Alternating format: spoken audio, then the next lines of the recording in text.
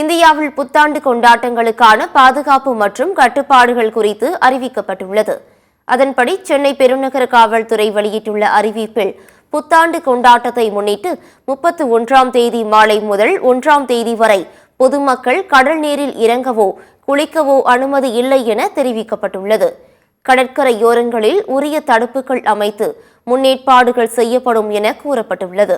மெரினா, சாந்தோம், எலியட்ஸ் மற்றும் நீலாங்கரை உள்ளிட்ட கடற்கரை பகுதிகளில் காவல் ஆளுநர்கள், குதிரைப்படைகள் மற்றும் மணலில் செல்லக்கூடிய வாகனங்கள் மூலம் கண்காணிப்பு பணிகள் நடைபெறும் என தெரிவிக்கப்பட்டுள்ளது.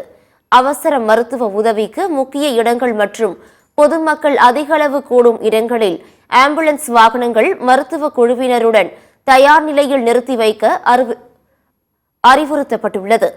புத்தாண்டு கொண்டாட்டத்தின் போது மது அருந்திவிட்டு வாகனம் ஓட்டினால் கடும் நடவடிக்கை எடுக்கப்படும் என்றும், வாகனங்கள் பறிமுதல் செய்யப்பட்டு வழக்கு பதிவு செய்யப்படும் எனவும் காவல்துறை எச்சரித்துள்ளது.